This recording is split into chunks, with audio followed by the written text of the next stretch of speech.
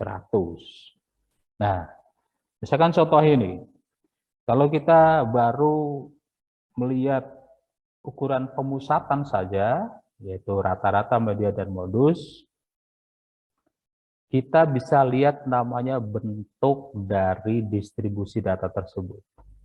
Kalau contoh ini, rata-rata, median, dan modusnya sama, ya, maka distribusi datanya dinamakan distribusi simetris. Jadi kalau rata-rata, median, dan modusnya sama, contoh di sini adalah 60, ya, contoh di sini adalah semuanya sama 60, maka bentuk datanya adalah simetris. Simetris itu kalau dibagi dua, kanan dan kirinya sama. Seperti pinang dibelah dua lah, gitu, simetris. Ya, ini simetris. Kalau seperti ini, modusnya, namanya modus berarti yang paling tinggi. Ya, modusnya itu berarti frekuensinya yang paling banyak, berarti kalau digambar itu frekuensinya atau jumlah begini ya. Frekuensinya itu berarti yang paling tinggi. Ternyata di sini modusnya itu 40, mediannya 50, dan rata-ratanya 51,9. Oke. Nah, kalau bentuknya seperti ini, maka dia menceng ke kanan, menjulur ke kanan. Kanannya lebih banyak. Oke. Dan nanti ada ukurannya, mulanya nanti kita hitung ukuran kemencengan itu. Kalau misalkan ada data lagi, jadi kalau di sini modusnya lebih kecil dari median, lebih kecil dari rata-rata, maka dia menceng ke kanan. Tuh, kemencengan itu namanya skewness. Skewness. Ukuran kemencengannya nama nanti kita bahas skewness. Nah, kalau ada data lain, contohnya seperti ini, rata-ratanya 68,1, medianya 70, modusnya 80. Oh ya, kalian bisa gambarkan di Excel. Ini saya ambilkan dari Excel. Gimana caranya ya? Silakan belajar sendiri ya. Nah, kalau rata-ratanya lebih kecil dari median, lebih kecil dari modus, maka dia bentuk distribusinya adalah menceng ke kiri, atau nanti skewness-nya itu negatif. Jadi kalau simetris, skewness-nya atau kemencengannya itu 0. Ya. Jadi kalau simetris, kemencengannya itu 0. Tapi kalau menceng ke kiri, dia negatif. Kalau menceng ke kanan, dia positif. Nah, berapa yang relatif simetris? Nanti ada ukurannya. Nah, kalau kita baru hanya mengandalkan ukuran pemusatan, oke, perhatikan gambar ini. Ya, perhatikan dua gambar ini. Ada yang kurus, katakanlah yang satu, ada yang gemuk. Rata-ratanya sama. Kenapa? Ini simetris, sama-sama simetris. Sama-sama simetris bentuk distribusinya. Kalau digambarkan seperti berarti rata-ratanya sama. Modusnya sama, medianya sama. Apa yang membedakan? Bentuknya. Bentuk distribusi ini berbeda. Nah, apa yang menyebabkan bentuk distribusinya berbeda? Yaitu adanya variasi. Ya. Ada yang ini kan lebih runcing, yang kecil, yang kurus dia lebih runcing. Nah, nanti ada namanya kurtosis. Ya, kalau lebih runcing atau nanti lebih datar namanya nanti ukurannya kurtosis. Nah, yang membedakan di sini meskipun rata-rata atau secara umum ukuran pemusatannya sama, tapi bentuk distribusinya berbeda, maka yang membedakan adalah variasinya. Adalah variasinya. Jelas ya? Oke. Ada beberapa ukuran variasi. Ada range atau jarak. Atau nilai jarak lah. Nilai jarak. NJ. Ada interquartile range. Nilai interquartile. Atau jarak interkuartil saja ya. JIQ ya kemarin ya, jarak interkuartil. Ada varians atau di Indonesia kan ragam ya, atau kadang-kadang varians. Oke, jadi kalau kalian varians di sini berarti kalau di Indonesia kan yang baku itu namanya ragam. Atau kalau di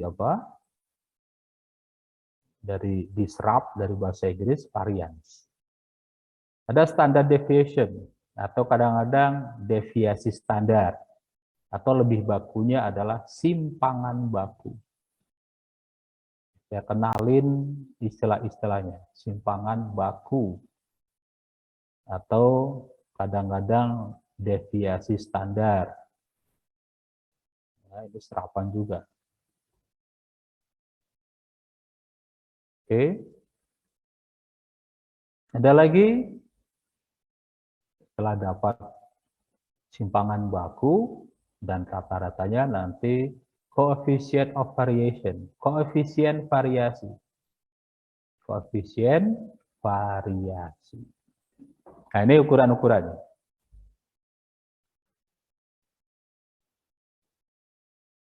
Oke. Nah, sekarang kenapa kita perlu sekali pentingnya kita membahas ukuran variasi. Kita punya contoh, ada perusahaan katakanlah warung. Ya, warung A, B, C. Jadi seminggu dia jualan 5 hari. Warung A dia stabil. Katakanlah ini penjualannya dalam porsi. Ya, misalkan bakso ya, bakso dia 50 per hari. Stabil. Yang B kadang-kadang naik, kadang-kadang turun, tapi tidak terlalu drastis naik turunnya. Yang C kadang-kadang ramai banget sampai 100 porsi, tapi kadang-kadang cuma 10. Oke, sekarang rata-ratanya berapa? Rata-rata A berapa? Jelas 50 ya. Jelas rata-rata. B juga rata-ratanya 50. B rata-ratanya 50. C juga rata-ratanya 50. Jadi rata-ratanya sama. Kira-kira mana yang lebih enak? A, B, atau C? Yang A, Pak. Yang A. Kenapa? Stabil dia. Kalau C, kadang-kadang ramai banget, sibuk banget. Kalau jadi tukang cuci di situ, wah, repot. Jadi pelayannya juga repot. Yang masak juga repot, yang C. Tapi kadang-kadang cuma sepi. Oke. Jadi meskipun rata-ratanya sama, tapi variasinya untuk A itu stabil. Atau dengan kata lain variasinya 0. Yang A variasinya 0. Yang B ada variasi tapi sedang. Yang C variasinya besar. Hanya kalau yang enak, maka yang variasinya kecil. Jelas ya? Oke, itu sederhananya seperti itu. Nah, ukuran yang paling sederhana dari variasi adalah namanya nilai jarak. Untuk data yang belum dikelompokkan adalah nilai tertinggi, nilai maksimum dikurangkan nilai minimum. Oke, contohnya ini ada sampel, misalkan ada Ada 5 data, maka yang paling tinggi 30, yang paling kecil 5, maka nilai jaraknya 25. Gampang kan? Itu nilai jarak untuk data yang belum dikelompokkan. Kalau sudah dikelompokkan, oh belum. Nanti. Untuk jarak interkuartil, jadi Q3 dikurang Q1, atau mungkin di beberapa buku ini kuartil yang tinggi. Q3 itu kuartil tinggi. Q1 itu kuartil rendah. Q2 itu sama dengan median, itu kan? Nah, jadi untuk jarak interkuartil adalah kuartil 3 dikurang kuartil 1.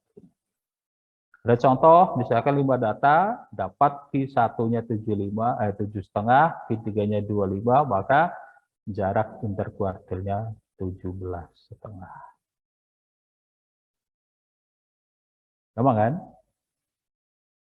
Dan nanti saya berikan Excel-nya. Di kelas Bu Ratih diberikan Excel nggak? Diberikan nggak Excel-nya? Nyari Q1 di Excel. Excel, saya bilang. Diberikan nggak? Dikasih, Belum, Kak. Pak. Belum Diberikan? ada, Pak. Kalau diberikan ya sudah, nanti bercepat ya. Berarti bisa. RS. Ada namanya, ini mungkin tadi tidak ada. Ini kadang-kadang tidak terlalu penting ya. Rata-rata simpangan. Rata-rata simpangan. Jadi simpangannya dirata-ratain. Simpangan itu adalah simpangan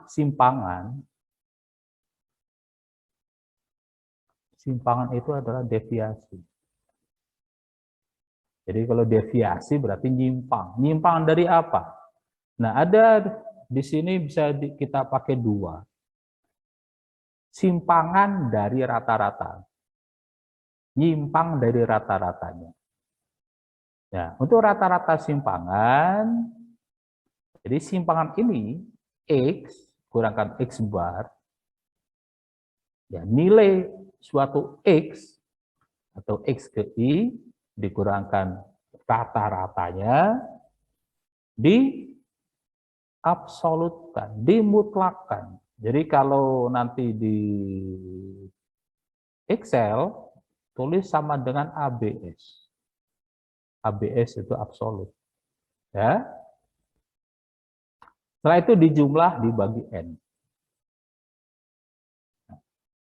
Atau bisa saja rata-rata simpangan ini dihitung dari simpangannya dari median. Dicari median untuk mengurangkan masing-masing nilai X.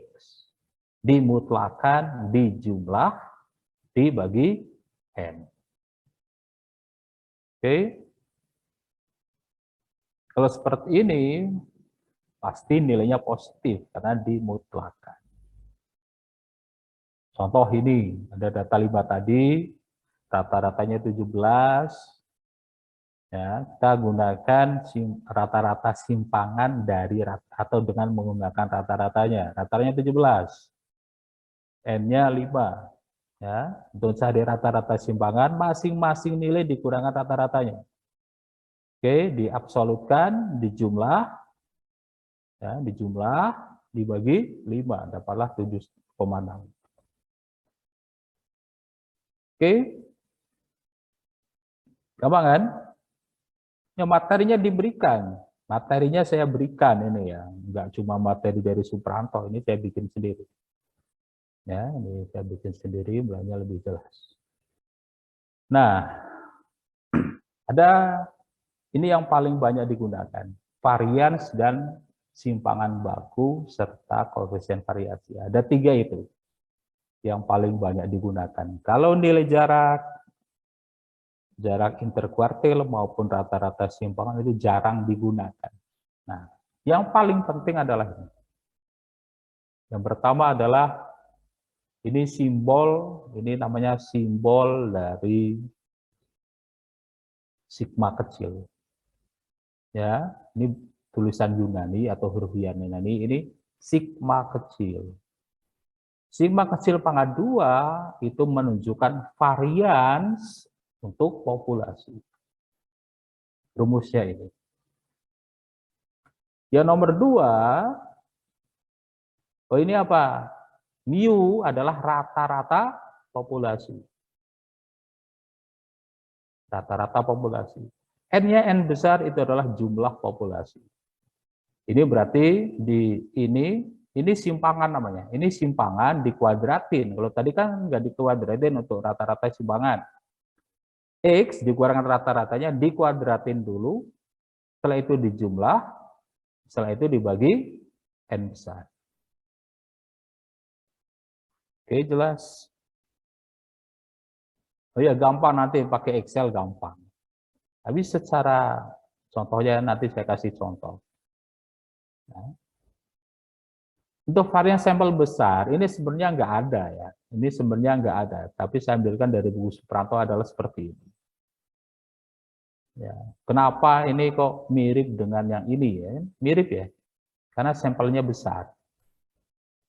Ya. Semakin besar sampelnya, maka akan mendekati nilai populasinya. Oke. Nah, untuk sampel varians atau ragamnya simbolnya S pangkat 2. Oke. Nah, ini bisa diabaikan. Ini bisa diabaikan kalau kita menggunakan Excel.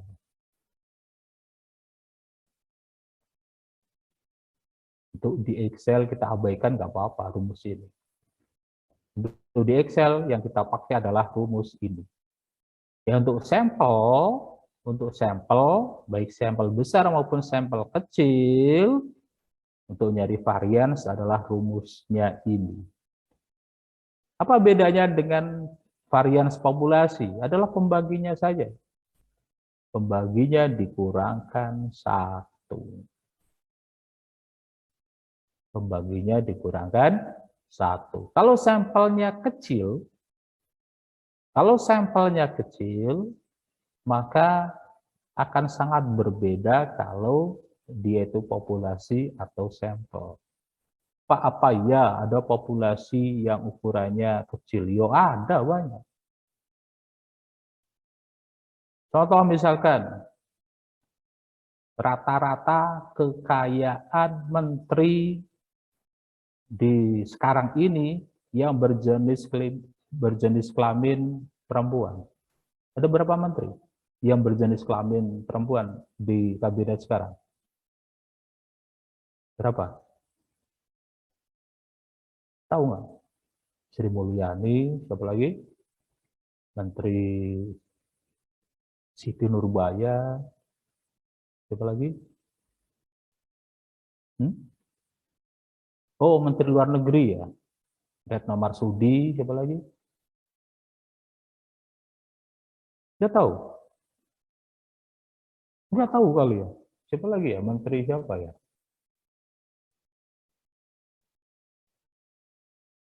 Menteri Sosial siapa? Nah, semuanya cuma dikit lah, 4 orang kalau nggak salah ya. Cuma 4 orang. Cuma 4 orang atau 5 lah, semuanya cuma dikit. Katakanlah 5 orang. Jadi populasinya cuma 5 orang itu. Jelas? Paham ya? Jadi kalau populasi ya tergantung dia itu populasi atau siapa. Jadi rumusnya seperti ini. Oke, nah untuk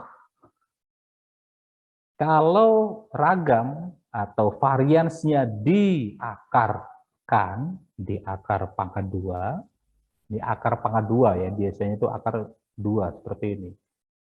Aslinya itu akar pangkat 2, tapi jarang ditulis duanya kan. Sebenarnya kadang-kadang kita sebut akar saja, sebenarnya akar pangkat 2. Ya. Jadi simpangan baku itu adalah akar pangkat 2 dari ragam.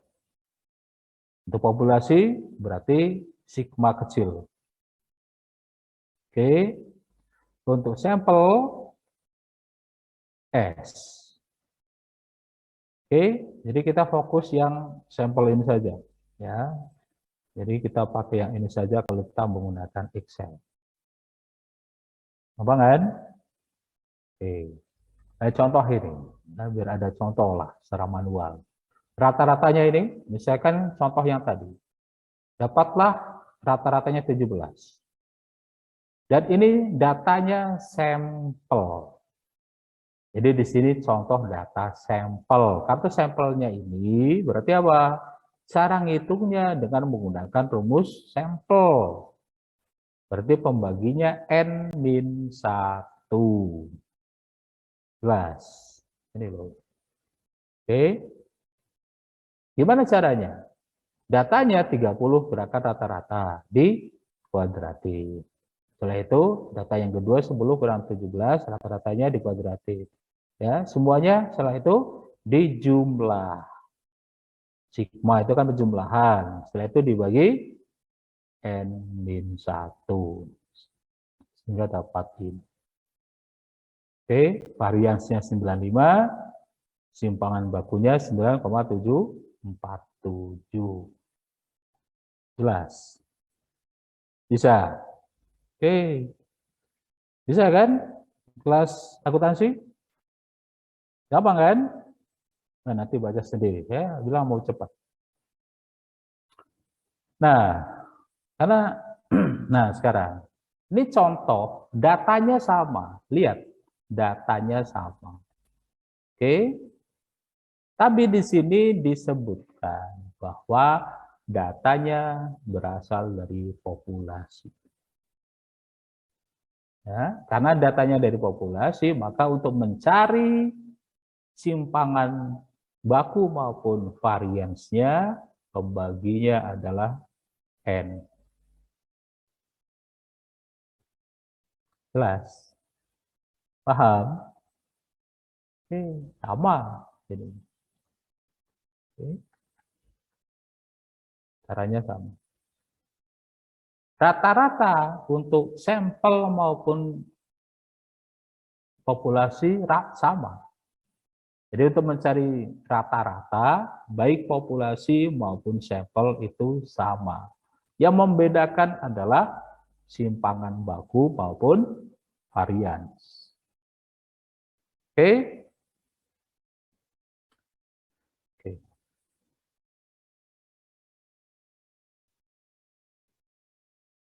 Jadi di sini, ini kesimpulannya.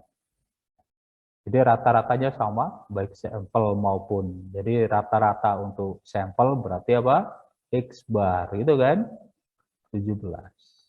Untuk populasi, rata-rata populasinya mu juga 17. Berarti sama rata-ratanya antara varians maupun sampel. Kalau datanya sama, tapi diambil dari sampel, yang satu diambil dari populasi.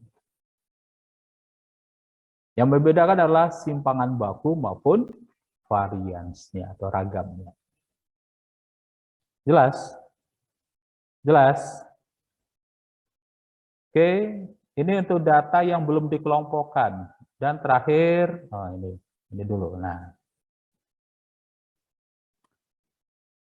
tadi setelah simpangan baku dan varians atau varias dan simpangan baku, maka kita dapat koefisien variasi.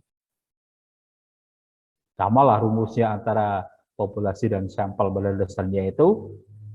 Koefisien variasi adalah simpangan baku dibagi rata-ratanya. Ya, ini simpangan baku populasi, ini rata-rata populasi kali 100%. Satu sampel yang hanya untuk membedakan saja.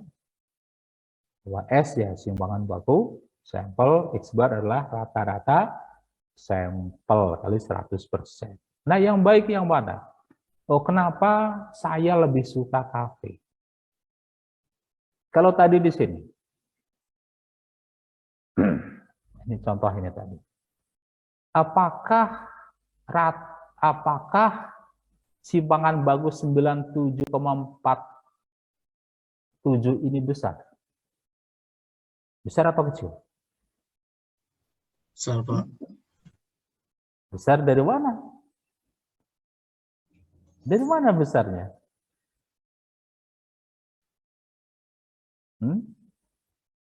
Nggak tentu. Nggak pasti. Jadi kalau hanya simpangan baku maupun varians, apakah 9,7 itu besar? Belum tentu. Bisa saja nanti ada data, jadi katanya besar ya, 9,7 besar. Kalau ada datanya itu ribuan atau jutaan, ini kan cuma 30, 10, 5 kan? Datanya cuma 2 digit maksimal. Ada yang 1 digit, ada yang 2 digit. Kalau datanya itu ribuan, misalkan ada yang data 1000, 10.000, ada X2 misalkan 900, ada X3-nya misalkan 8.600. Nanti variasinya bisa jadi di sini kalau sampelnya S-nya misalkan 1.500. Ini cuma 9,7 katanya besar. Lah ini mulanya sulit kita ngomong kalau cuma hanya ngandelin nilai varians maupun simpangan baku, apakah dia besar atau kecil? Sulit. Kita bicara apakah datanya itu relatif stabil? Enggak. Jelas ya?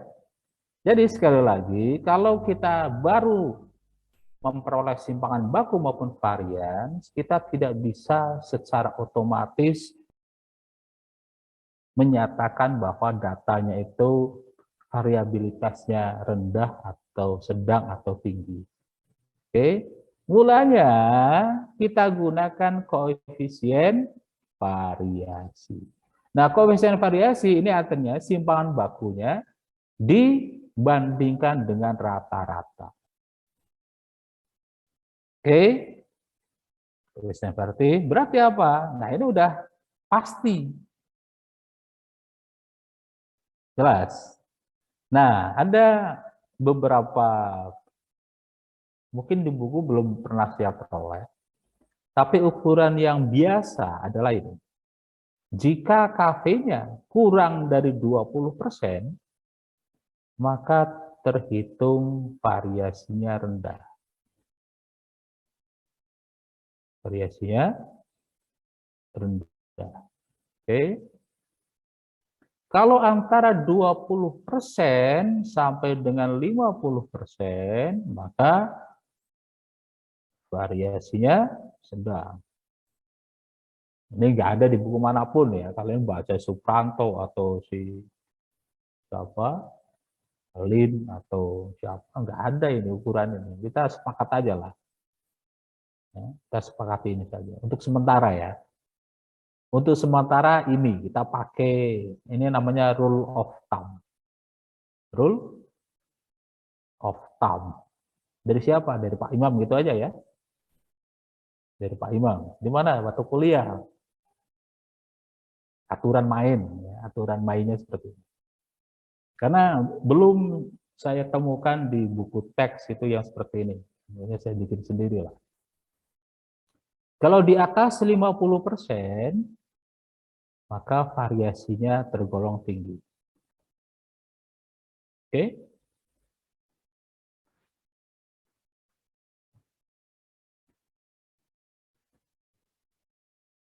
Oke, jadi variasinya rendah.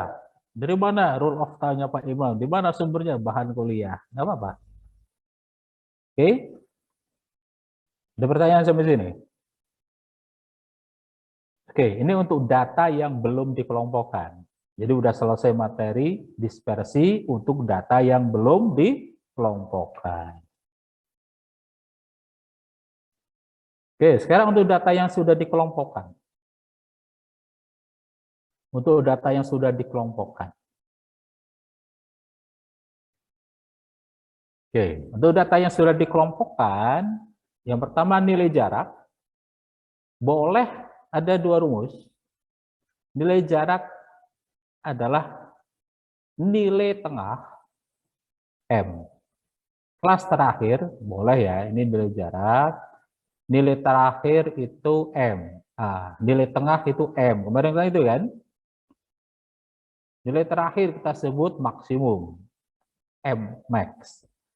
Bukan N max ya, M max. M itu nilai tengah dikurangkan nilai tengah kelas pertama, min ya, kelas.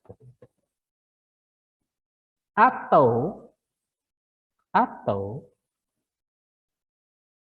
boleh saja gunakan tepi atas. Masih ingat tepi atas, tepi bawah? Ada batas bawah, batas atas. Masih ingat?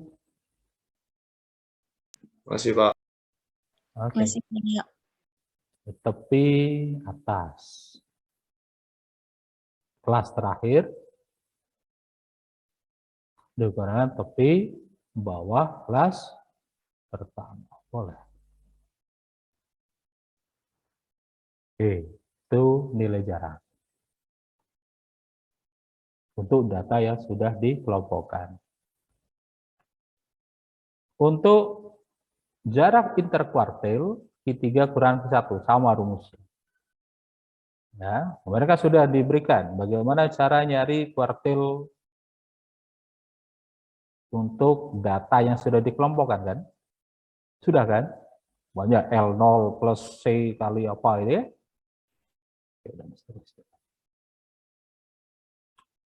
Rata-rata simpangan ini. Gimana caranya? Untuk data yang sudah dikelompokkan, M itu adalah MI. M itu adalah nilai tengah kelas ke I dikurangkan rata-rata total diabsolutkan dikalikan frekuensi masing-masing kelas atau tiap-tiap kelas dijumlahin dibagi N.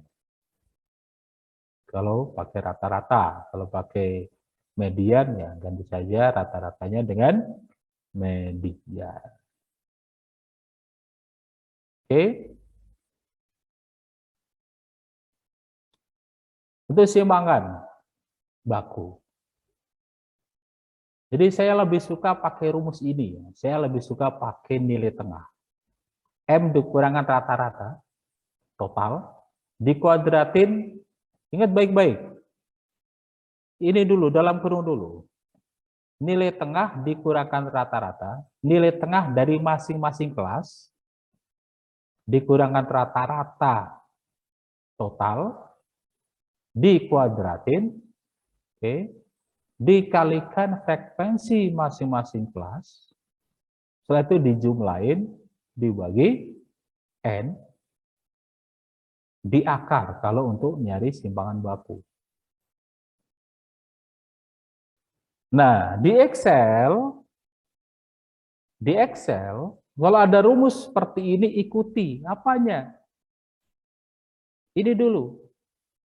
M-nya kan sudah ada, rata-ratanya ada. Ini dulu, ditambahkan kolomnya. Ini satu kolom. Oke.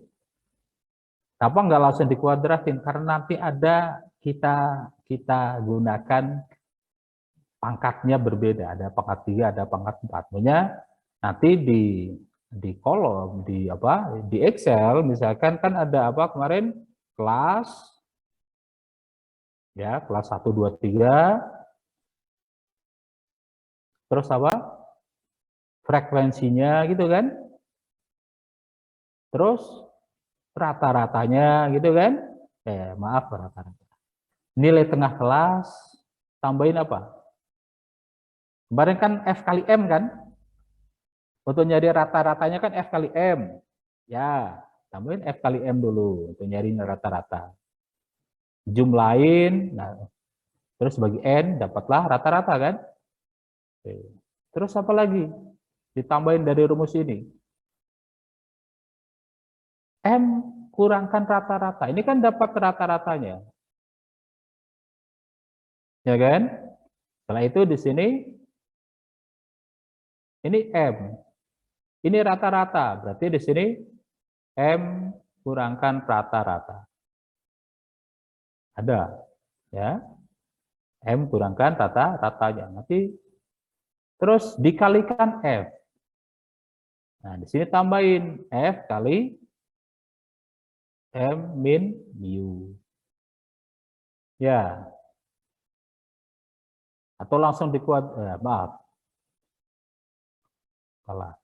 Nih, belum. M min mu dikuadratin. Nah, boleh. Gitu kan? Kan pakai Excel kan gampang. Copy, kuadratin. Ya, setelah itu baru F kali ini. M min mu kuadratin. Selesai. Dijumlahin, dapatlah ini kan. Dibagi N, dapatlah simpangan baku.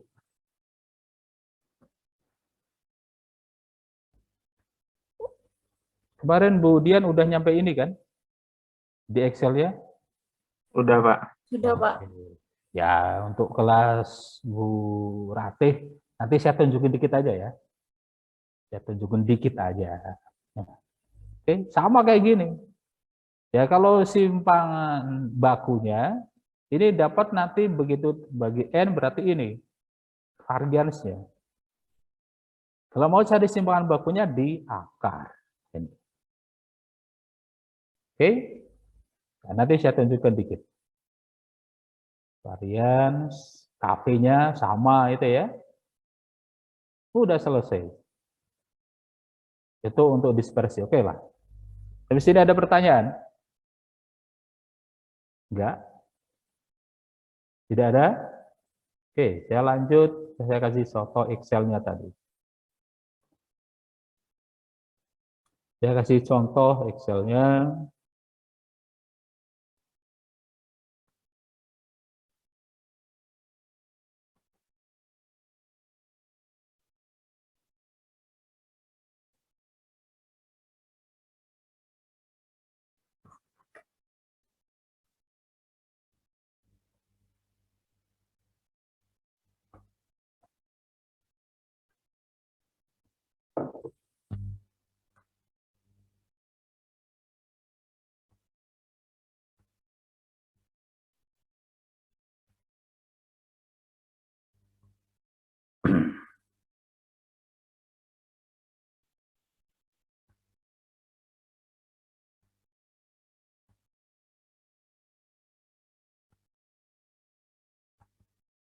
Oke. Ini datanya, mungkin datanya adalah yang asli.